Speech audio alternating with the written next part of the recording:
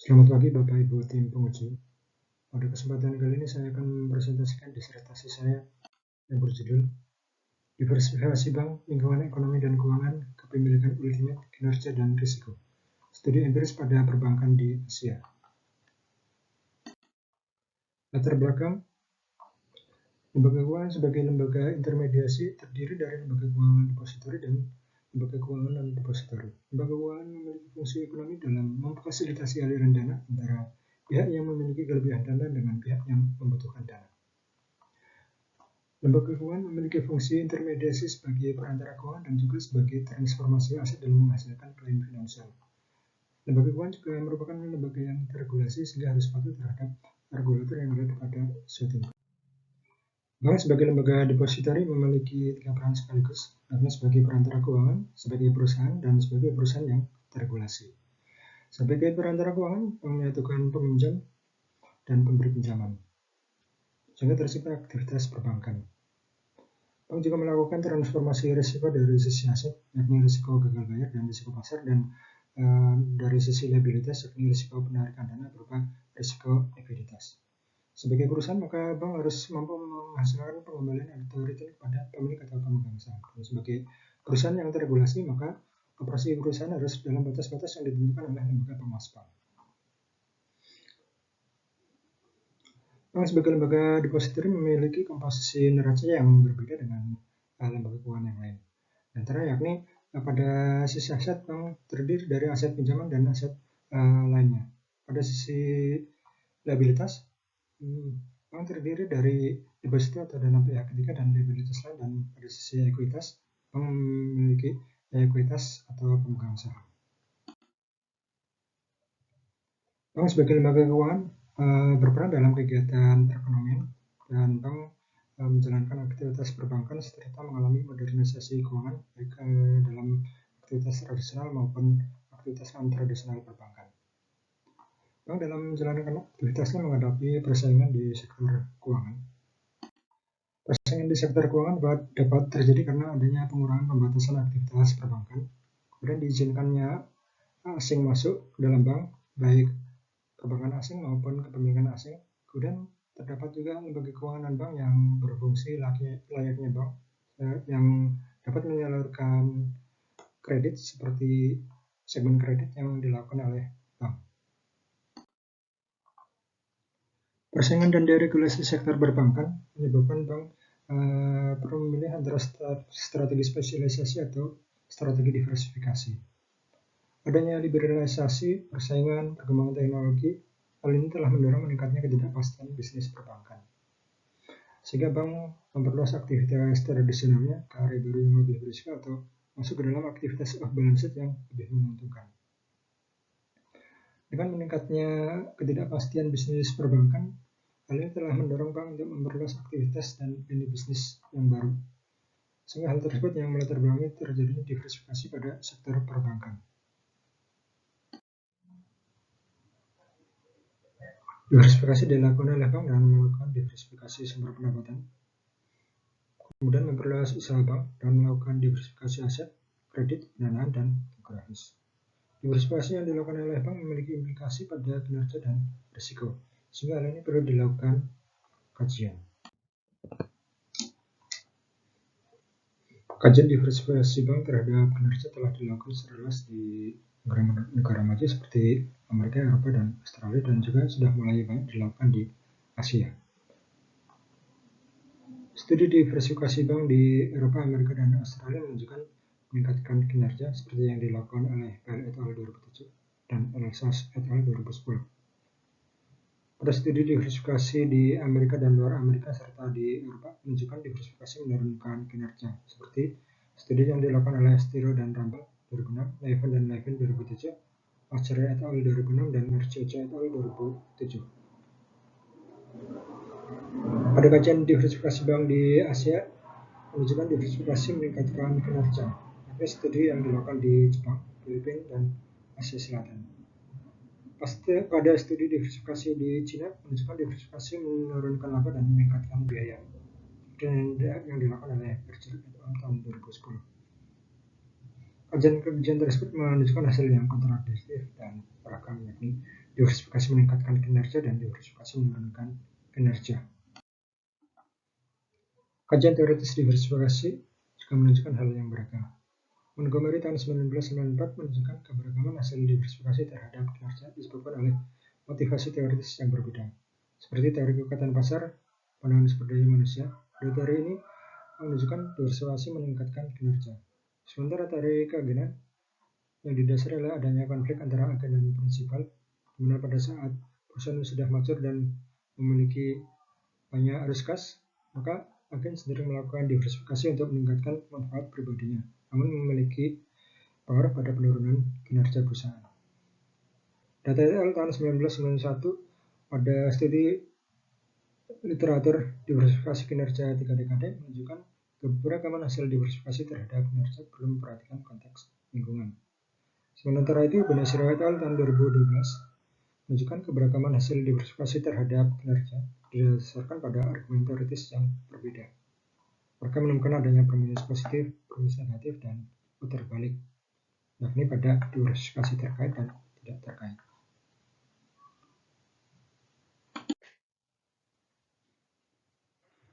Pada 4 dekade penelitian diversifikasi terhadap kinerja yang dilakukan oleh Benito Osorio et al. Tahun 2012 menunjukkan hasil yang beragam, yakni adanya linear premium model, linear discount model, dan integrated U.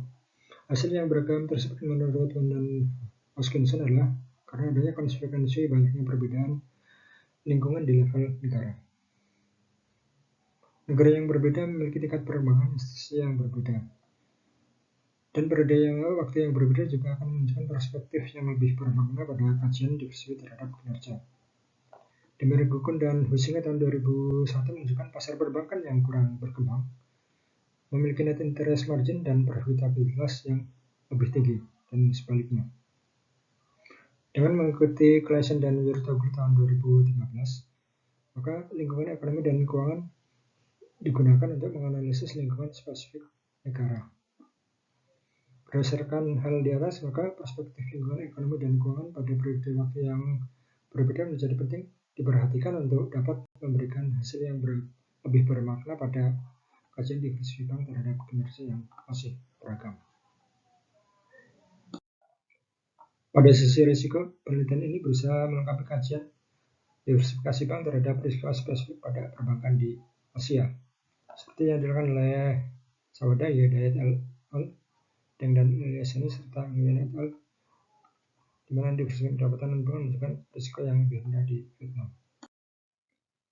Pada saat struktur kepemilikan berperan sebagai pemegang saham pengendali yang mempengaruhi pengambilan keputusan perusahaan, memiliki implikasi pada kinerja dan risiko, maka struktur kepemilikan ultimate menjadi perlu untuk dikaji.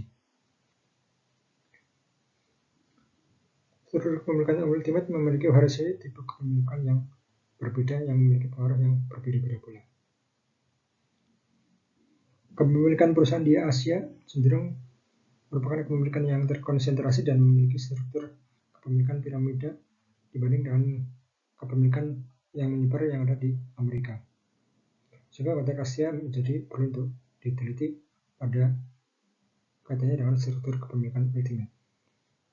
Berdasarkan hal tersebut di atas, maka perlu memperhatikan konsep kepemilikan ultimate yang memiliki hak suara untuk mengendalikan perusahaan pada kajian diversifikasi terhadap kinerja dan risiko.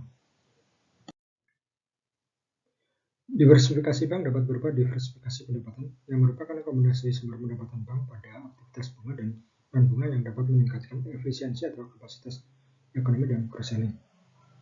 Dan diversifikasi dapat berupa diversifikasi aset yang merupakan kombinasi aset pinjaman dan aset non-pinjaman yang dapat mengurangi risiko likuiditas dan meningkatkan kinerja. Dan diversifikasi dapat berupa diversifikasi kredit yang merupakan penyaluran pinjaman pada beberapa segmen atau sektor yang berbeda untuk meningkatkan laba dan menurunkan kinerja. Diversifikasi juga dapat berupa diversifikasi pendapatan yang merupakan sumber dana bagi bank, dapat berupa sumber dana deposit dan sumber dana non-deposit.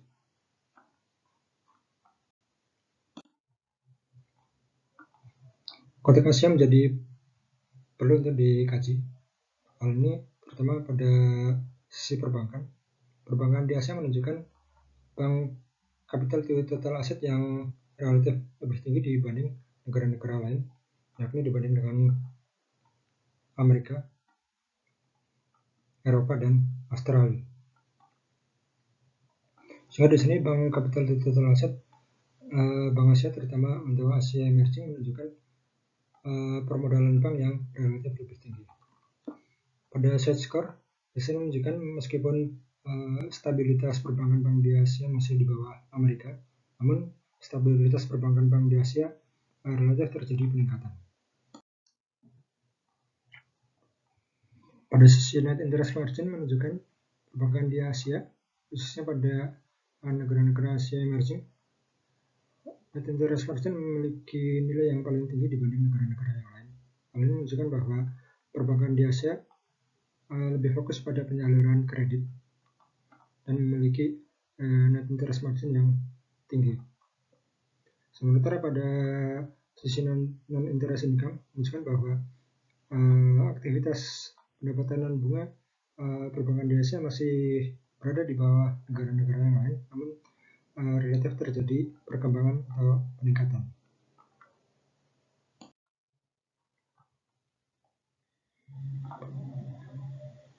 Pada sisi perkembangan ekonomi, negara-negara Asia juga perlu dikaji karena memiliki variasi yang beragam. Hal ini bisa dilihat dari GDP per kapita dari 11 negara yang digunakan dalam penelitian ini, yakni negara yang memiliki GDP per kapita di bawah 2.000 US dollar hingga negara yang memiliki GDP per kapita di atas 17.000 US dollar.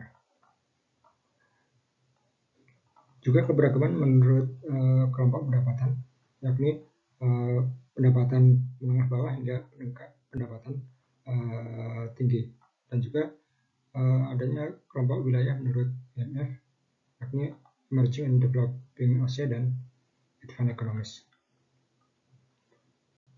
Berdasarkan hal tersebut, maka konteks Asia menjadi perlu untuk diteliti. Berdasarkan latar belakang tersebut, maka dapat diambil rumusan masalah, yakni rumusan masalah teoritis, masalah empiris, dan masalah praktis. Masalah teoritis yakni terdapat temuan yang beragam pada hubungan diversifikasi dengan kinerja yang disebabkan oleh latar belakang motivasi teoritis diversifikasi yang berbeda, sehingga penelitian diversifikasi kinerja tidak mampu memberikan kesimpulan yang bisa digeneralisasi. Berdasarkan hal tersebut, maka menjadi perlu memperhatikan perspektif lingkungan ekonomi dan keuangan pada kajian diversifikasi terhadap kinerja dan risiko. Pada saat konsep kepemilikan dapat berkontribusi pada pengambilan keputusan yang berpengaruh terhadap kinerja dan risiko, maka konsep kepemilikan ultimate menjadi perlu dikaji dalam penelitian diversifikasi terhadap kinerja dan risiko. Masalah empiris, terdapat temuan empiris yang beragam pada hubungan diversifikasi bank terhadap kinerja di Amerika, Eropa, dan Asia. Sebagian besar kajian empiris diversifikasi bank dilakukan di negara-negara yang sudah maju seperti Amerika dan Eropa, dan masih perlu kajian di Asia yang memiliki variasi perkembangan negara yang lebih beragam. Dengan meningkatnya persaingan di industri keuangan yang ditandai dengan meningkatnya aktivitas perbankan non-tradisional di luar aktivitas tradisional bank, maka kajian diversifikasi bank tidak hanya pada sisi risiko, tapi juga perlu untuk melihat kinerja bank. Masalah praktis yaitu mengkaji pengaruh lingkungan ekonomi dan keuangan yang semakin maju pada hubungan diversifikasi bank terhadap kinerja yang masih beragam. Kemudian mengkaji variasi tipe kepemilikan ultimate, memoderasi pengaruh hubungan diversifikasi bank terhadap kinerja dan risiko. Pertanyaan penelitian: 1. Apakah masing-masing tingkat diversifikasi bank berpengaruh terhadap kinerja pada perbankan di Asia? 2. Apakah masing-masing tingkat diversifikasi bank berpengaruh terhadap risiko pada perbankan di Asia? 3. Apakah lingkungan ekonomi dan keuangan yang semakin maju berpengaruh pada hubungan antara masing-masing tingkat diversifikasi bank terhadap kinerja pada perbankan di Asia?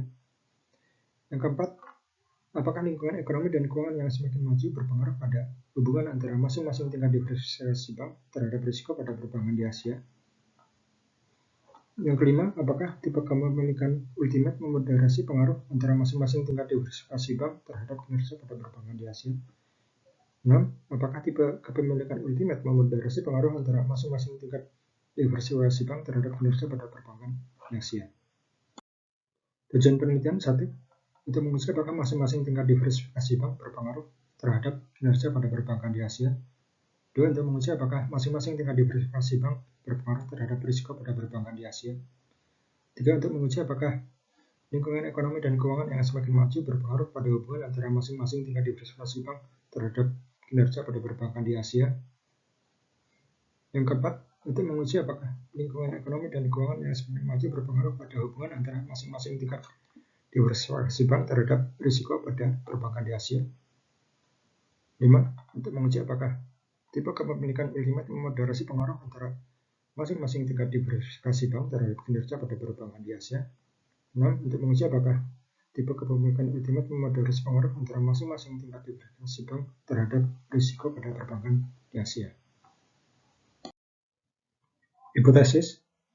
Hipotesis 1 akan menguji pengaruh diversifikasi bank terhadap kinerja pada perbankan di Asia.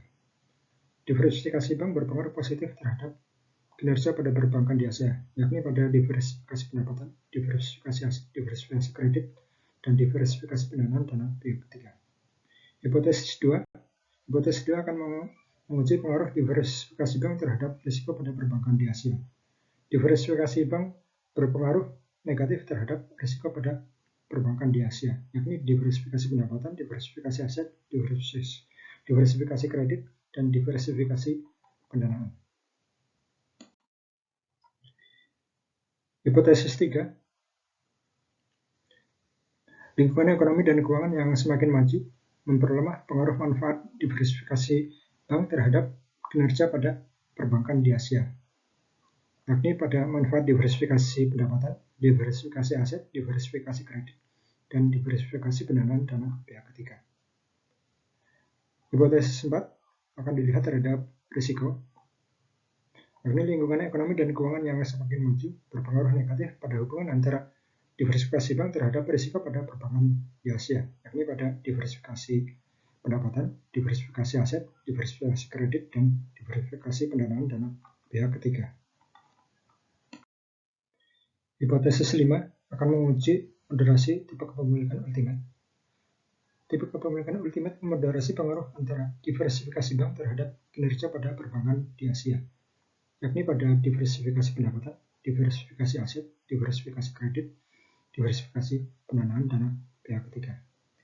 Hipotesis 6, tipe kepemilikan ultimate memoderasi pengaruh antara diversifikasi bank terhadap risiko pada perbankan di Asia, yakni pada diversifikasi pendanaan, diversifikasi aset, diversifikasi kredit, dan diversifikasi pendanaan dana pihak ketiga.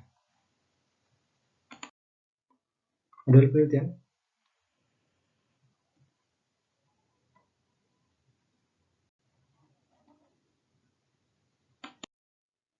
Metode penelitian. Pada penelitian ini menggunakan 308 bank, terdiri dari 239 bank yang listing dan 69 bank yang delisting. Sebelumnya telah dikeluarkan 40 bank yang tidak sesuai dengan kriteria sampel, yakni bank yang merger, bank yang bangkrut, dan bank yang IPO-DED tahun 2019 hingga lebih dari tahun 2019, serta kategori microfinance dan lainnya. Pengukuran variabel penelitian. Variabel independen dalam penelitian ini diukur menggunakan Harris-Mandel Index, di mana angkanya antara 0 hingga 1. Semakin mendekati 1 maka bank semakin terkonsentrasi, dan semakin mendekati 0 maka bank semakin terdiversifikasi. Pengukuran juga menggunakan non-interest bearing deposit di total deposit. Variabel independen terdiri dari kinerja akuntansi, yang terdiri dari profitabilitas dan efisiensi, dan kinerja pasar. Kemudian untuk risiko diukur menggunakan risiko kredit dan risiko likuiditas, serta risiko stabilitas atau kebangkrutan bank. Pada variabel pemoderasi untuk lingkungan ekonomi dan keuangan diukur menggunakan kelompok negara GDP per kapita, bank to GDP, stock market capitalization to GDP, financial development index. Kemudian untuk pemilikan ultimate diukur menggunakan tipe kepemilikan ultimate sebagai pemegang saham pengendali dengan threshold 25,01%. Dan untuk variabel kontrol diukur menggunakan total asset, non-leverage, dan non-growth. Penelitian ini menggunakan efek model untuk menguji variabel-variabel yang ada dalam penelitian. Diversifikasi bank terhadap kinerja pada perbankan di Asia. Pada hipotesis 1, diversifikasi pendapatan berpengaruh positif terhadap kinerja. Pada tabel 1 menunjukkan konsentrasi pendapatan meningkatkan net interest margin, biaya yang menurun, momen Pretakoa dan Pretakoa yang menurun. Dari arti yang sebaliknya, maka dapat diartikan bahwa diversifikasi pendapatan meningkatkan peratakroa dan peratakroe. Hal ini sesuai dengan Bailey et al. Tahun 2007 bahwa diversifikasi pendapatan dapat meningkatkan laba. Pada diversifikasi pendapatan non bunga, di sini konsentrasi pendapatan non bunga meningkatkan NIM dan biaya yang meningkat. Dari arah yang sebaliknya, maka dapat diartikan bahwa diversifikasi pendapatan non bunga berpengaruh pada biaya yang menurun atau efisiensi yang meningkat. Hal ini sesuai dengan Al-Hasan dan Mistiro yang menyatakan bahwa diversifikasi pendapatan dapat meningkatkan manfaat kapasitas ekonomi dengan berbaginya biaya tetap.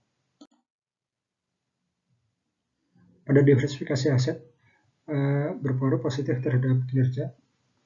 Di sini hipotesis tidak terjawab karena divaset atau konsentrasi aset berpengaruh positif terhadap NIM, menurunkan biaya, meningkatkan peratakroa dan peratakroe. Kalau dari arah sebaliknya, maka diversifikasi aset berpengaruh negatif terhadap kinerja. Hal ini sesuai dengan Berger et al. Tahun 2010 bahwa diversifikasi aset menurunkan laba dan meningkatkan biaya. Pada diversifikasi kredit, hipotesis diversifikasi kredit berpengaruh positif terhadap kinerja. Hipotesis ini tidak terjawab karena diversifikasi kredit menurunkan peratakroa dan peratakroe. Hal ini juga sesuai dengan Berger et al. Tahun 2010 bahwa diversifikasi menurunkan laba, dan Acharia et al. Bahwa diversifikasi kredit tidak menjamin kinerja pada perbankan. A1D, diversifikasi pendanaan dana pihak ketiga berpengaruh positif terhadap kinerja pada perbankan di Asia. DIVDEP atau konsentrasi diversifikasi deposit atau pendanaan dana pihak ketiga meningkatkan biaya dan menurunkan peratakroa dan peratakroe. Dari arah sebaliknya, maka dapat diartikan bahwa diversifikasi deposito dapat meningkatkan net interest margin, meningkatkan efisiensi atau menurunkan biaya, dan meningkatkan peratakroa dan peratakroe.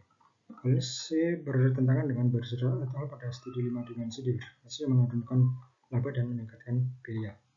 Sementara untuk pada diversifikasi deposito tanpa bunga atau non-interest bearing deposit, di sini menunjukkan meningkatkan efisiensi atau biaya yang menurun dan meningkatkan laba pada peratakroa dan peratakroe. Hal ini sesuai dengan Dempsey dan Strahan yang menurunkan menganalisis non-interest bearing deposit. Pada pengaruh diversifikasi bank terhadap risiko pada perbankan di Asia, hipotesis 2A, diversifikasi pendapatan berpengaruh negatif terhadap risiko. Maka pada diversifikasi pendapatan dan diversifikasi pendapatan non bunga, hipotesis tidak terjawab karena menurunkan set score, dan pada diversifikasi pendapatan non bunga tidak memiliki pengaruh. H2B, diversifikasi aset berpengaruh negatif terhadap risiko. Konsentrasi aset menunjukkan berpengaruh negatif terhadap loan loss provision dan berpengaruh positif terhadap loan to deposit. Dengan menggunakan arah sebaliknya, maka diversifikasi aset berpengaruh negatif terhadap loan to deposit. Hal ini sesuai dengan Liang dan Rodas tahun 1991 bahwa diversifikasi aset dapat mengurangi risiko tidak mampu bayar, terutama ketika terjadi pengambilan dana oleh nasabah. H2C, diversifikasi kredit berpengaruh negatif terhadap risiko. Di sini diversifikasi kredit dapat menurunkan loan to deposit, namun dapat menurunkan risiko kegagalan bank, dapat meningkatkan risiko kegagalan bank atau stabilitas yang menurun. Hal ini sesuai dengan Bustamante et al. Dan Acharia et al. Bahwa diversifikasi kredit tidak menjamin kinerja pada bank. H2D, diversifikasi pendanaan dana pihak ketiga berpengaruh negatif terhadap risiko.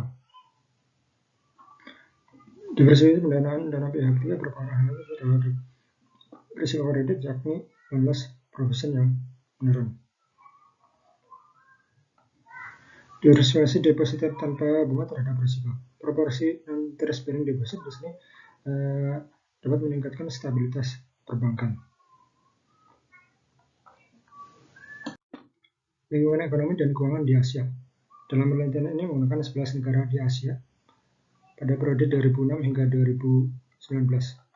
GDP per kapita suatu negara dikelompokkan menjadi 5 kategori, yaitu negara dengan GDP per kapita di bawah 2.000 US dollar, kemudian negara dengan GDP per kapita 2.000 hingga 2.999 US dollar, dan kelompok 3 negara dengan GDP per kapita 3.000 hingga 8.999 US dollar, dan kelompok 4 negara dengan GDP per kapita 9.000 hingga 17.000 US dollar, dan kelompok 5 adalah negara dengan GDP per kapita di atas 17.000.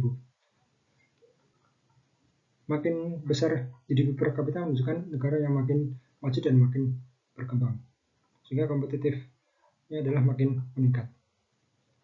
Ketiga, menunjukkan lingkungan ekonomi dan keuangan yang semakin maju memperlemah pengaruh manfaat diversifikasi pendapatan terhadap kinerja pada perbankan di Asia. Hipotesis ini terjawab oleh market book value, Greta Crow dan Greta Crow, di mana pada negara kelompok GDP per kapita 2 dan negara dengan kelompok GDP per kapita 3 memperoleh manfaat pada market book value yang meningkat dan Greta Crow yang meningkat, serta Greta Crow pada negara kelompok GDP per kapita 2. Namun ketika negara semakin maju dan berkembang, maka manfaat market book value Greta Crow dan Greta Crow mengalami penurunan atau tidak memiliki pengaruh. Hal ini sesuai dengan Wan dan Hoskinson tahun 2003 bahwa variasi hasil diversifikasi terhadap kinerja sebagai konsekuensi banyak perbedaan di level negara. Hal ini juga sesuai dengan Demarcukun dan Huizinga yang menyatakan bahwa bank yang berada pada lingkungan yang kurang kompetitif menunjukkan profitabilitas yang meningkat. Pada diversifikasi non-bunga, manfaat diversifikasi pendapatan bunga diperoleh pada market book value, Greta Crow dan Greta Crow. Hal ini menunjukkan bahwa ketika distribusi pendapatan bunga dilakukan pada negara yang semakin maju dan berkembang, menunjukkan manfaat yang semakin menurun atau tidak menunjukkan pengaruh manfaat. Hipotesis 3B, lingkungan ekonomi dan keuangan yang semakin maju memperlemah pengaruh manfaat diversifikasi aset terhadap kinerja pada perbankan di Asia tidak terjawab. Kemudian hipotesis 3C, lingkungan ekonomi dan keuangan yang semakin maju memperlemah pengaruh manfaat diversifikasi kredit terhadap kinerja pada perbankan di Asia terjawab oleh manfaat pada net interest margin yang meningkat, yakni diversifikasi kredit memperoleh manfaat peningkatan net interest margin terutama ketika dilakukan oleh negara kelompok GDP per kapita 2. Dan manfaat tersebut akan hilang atau menurun atau tidak memberikan manfaat ketika dilakukan pada negara yang makin kompetitif, yakni kelompok GDP per kapita 3, 4, dan 5. Pada hipotesis 3D, manfaat diversifikasi diperoleh pada peningkatan nilai pasar atau market book value, yakni pada kelompok negara GDP per kapita 2 dan kelompok negara GDP per kapita 3. Demikian juga pada deposito tanpa bunga. Hipotesis 4, lingkungan ekonomi dan keuangan yang semakin maju berpengaruh negatif pada hubungan antara diversifikasi pendapatan terhadap risiko pada perbankan di Asia. Hipotesis ini terjawab oleh Financial Development Index, di mana pada lingkungan keuangan Financial Development Index yang berkembang mampu berpengaruh pada diversifikasi pendapatan yang menurunkan risiko kegagalan bank. Pada pendapatan non-bunga, hipotesis terjawab oleh Bank to GDP, yakni pada lingkungan keuangan Bank to GDP yang berkembang mampu berpengaruh pada diversifikasi pendapatan non-bunga yang menurunkan risiko kegagalan bank. Hal ini dapat berarti bahwa semakin efisien pasar perbankan maka dapat berpengaruh pada penurunan risiko bank, selain pada efisiensi, Demarcukun dan Huizinga 2001.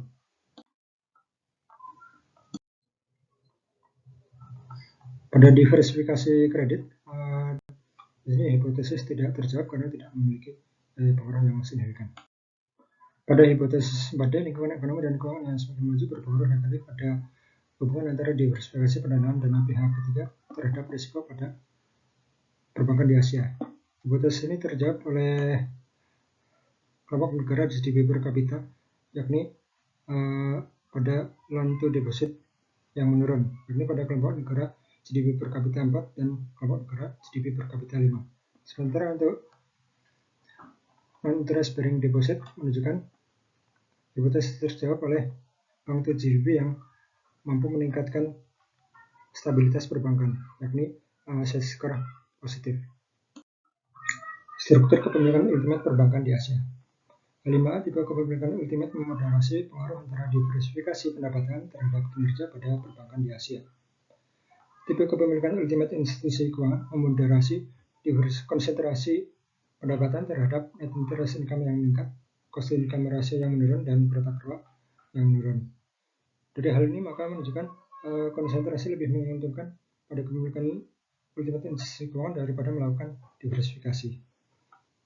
Pada tipe kepemilikan ultimate korporasi menunjukkan konsentrasi pendapatan meningkatkan net interest margin.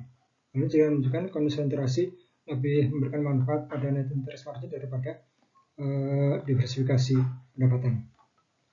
Dengan hal ini sesuai dengan Deng et al. 2013 bahwa pemilik institusi bersifat hati-hati dalam menentukan pilihan strategi yang akan dilakukan, apakah mengoptimalkan nilai ataukah tidak. Pada pendapatan non-bunga, tipe kepemilikan korporasi menunjukkan memoderasi diversifikasi pendapatan non-bunga pada peningkatan net interest margin. Kemudian juga pada tipe kepemilikan ultimate individu mampu memoderasi diversifikasi pendapatan non-bunga terhadap net interest margin yang meningkat. Hal ini sesuai dengan Deng et al. 2013 dan Sagi-Sidek bahwa kepemilikan institusi bersifat hati-hati untuk mengoptimalkan nilai perusahaan, dan kepemilikan institusi memiliki kemampuan untuk melakukan diversifikasi. H5B, tipe kepemilikan ultimate memoderasi pengaruh antara diversifikasi aset terhadap kinerja pada perbankan di Asia.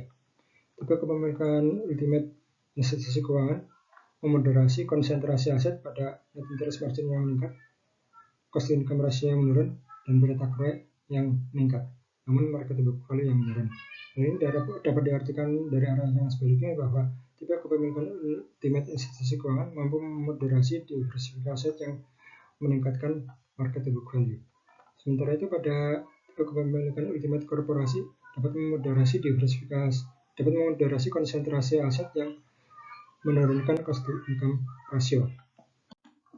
Hal ini sesuai dengan Deng et al. 2013 bahwa pemilik ultimate institusi bersifat hati-hati dalam memilih strategi yang dapat mengoptimalkan nilai perusahaan.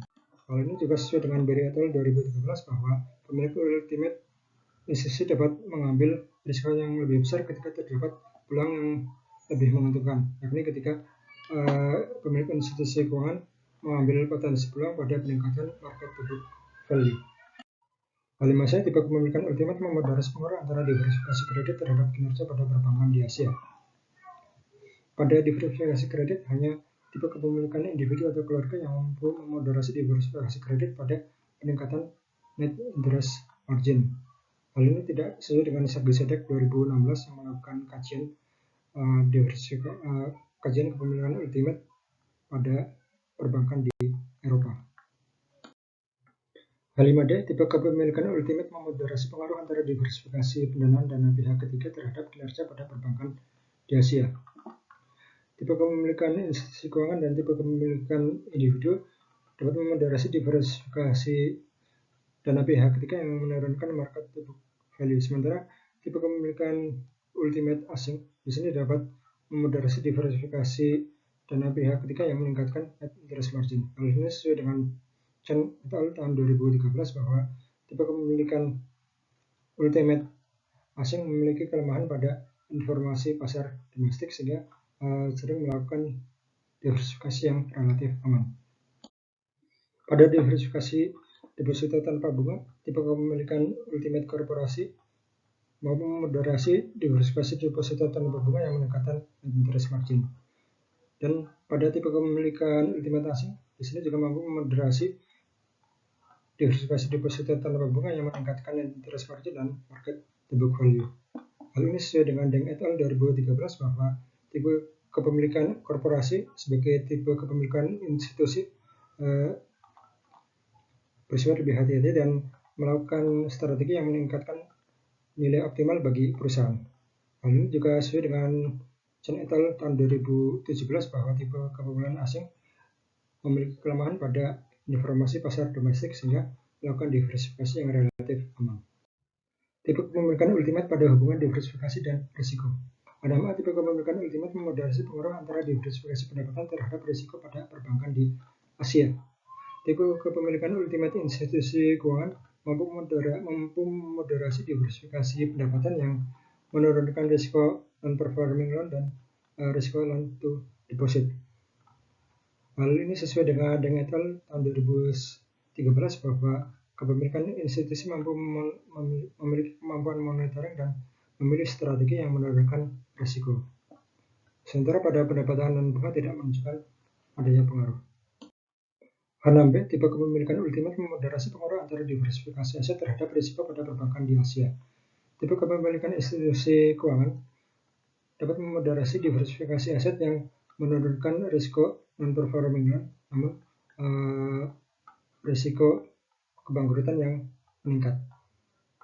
Sementara itu, tipe kepemilikan korporasi mampu memoderasi diversifikasi aset yang meningkatkan risiko kegagalan bank.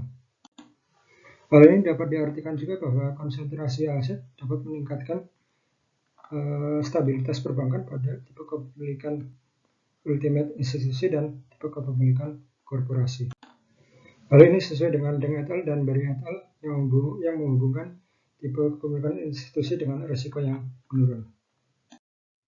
Pada diversifikasi kredit, di sini menunjukkan tipe kepemilikan korporasi mampu memoderasi diversifikasi kredit pada risiko non-performing loan yang menurun.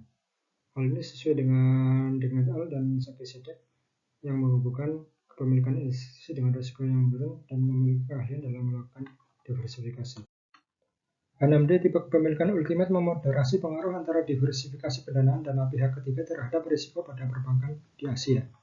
Tipe kepemilikan institusi keuangan, korporasi, dan individu dapat memoderasi diversifikasi pendanaan dana pihak ketiga terhadap risiko likuiditas atau loan to deposit yang meningkat, serta stabilitas yang menurun pada kepemilikan institusi keuangan. Hal ini sesuai dengan Berry et al. 2015 dan Sakisede 2016. Pada diversifikasi deposito tanpa bunga, ditujukan bahwa proporsi deposito tanpa bunga sebagai sumber dana murah meningkatkan risiko likuiditas pada kepemilikan institusi, yakni keuangan dan korporasi, dan stabilitas meningkat pada kepemilikan korporasi.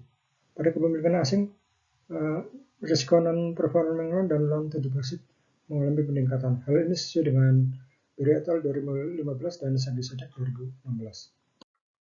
Simpulan, diversifikasi dapat meningkatkan kinerja dan menurunkan risiko pada beberapa pengukuran yang berbeda. Manfaat diversifikasi berupa peningkatan kinerja menunjukkan tidak konsisten sepanjang perkembangan kompetitif lingkungan ekonomi suatu negara. Manfaat signifikan diversifikasi terhadap kinerja diperoleh kelompok negara GDP per kapita 2 dan 3, dan manfaat menurun ketika lingkungan ekonomi semakin kompetitif dan maju. Lingkungan ekonomi, mutu GDP, dan perkembangan indeks keuangan dapat memoderasi pengaruh negatif diversifikasi bank terhadap risiko. Tipe kepemilikan institusi keuangan dan korporasi bersifat lebih berhati-hati dalam mengambil keputusan diversifikasi dan dapat memilih strategi fokus maupun diversifikasi dan mempertimbangkan pilihan pada strategi yang mampu mengoptimalkan nilai perusahaan. Namun demikian, kepemilikan institusi dapat mengambil risiko ketika terdapat peluang yang lebih besar seperti untuk meningkatkan nilai pasar perusahaan. Kepemilikan ultimate individu atau keluarga menunjukkan karakteristik yang berbeda dengan kajian kepemilikan ultimate individu pada perbankan di Eropa. Kepemilikan individu di Asia dapat memoderasi diversifikasi kredit yang dapat meningkatkan net interest margin yang signifikan. Kepemilikan asing memiliki karakteristik kelemahan informasi pada pasar domestik. Namun demikian, kepemilikan asing dapat mengambil manfaat pada diversifikasi pendanaan dana pihak ketiga dan meningkatkan proporsi deposito tanpa bunga yang dapat mempengaruhi pada peningkatan net interest margin bank. Pilihan strategi fokus atau diversifikasi yang dapat mempengaruhi terhadap risiko menjadi pertimbangan bagi pemilik ultimate institusi keuangan, pemilik ultimate korporasi, dan pemilik ultimate asing untuk menjalankan aktivitas perbankan. Keterbatasan. Penelitian membatasi kajian lingkungan ekonomi dan keuangan untuk mengkaji hasil diversifikasi terhadap kinerja yang beragam. Penelitian ini juga membatasi kajian pada pemilik ultimate yang memiliki hak kendali pada hubungan diversifikasi terhadap kinerja dan risiko. Implikasi, penelitian ini memberikan kontribusi pada kajian diversifikasi bank yang masih kontroversi. Penelitian ini menunjukkan bahwa diversifikasi pada kelompok negara tidak konstan sepanjang waktu dan manfaat diversifikasi dapat menurun ketika lingkungan ekonomi semakin maju dan kompetitif. Penelitian ini juga menunjukkan pengaruh hubungan diversifikasi terhadap kinerja dan risiko dapat bervariasi sesuai tipe kepemilikan ultimate yang menjadi pemilik bank. Pada penelitian berikutnya, kajian diversifikasi dapat dikembangkan dengan menggunakan metode lain untuk dapat memberikan hasil yang lebih bermakna pada hubungan diversifikasi terhadap kinerja yang beragam. Kajian penelitian ultimate selanjutnya pada hubungan diversifikasi terhadap kinerja dan risiko dapat melengkapinya dengan menggunakan hak arus kas atau cash flow rate selain hak suara atau control rate untuk dapat menjawab isu yang berbeda pada kajian diversifikasi bank.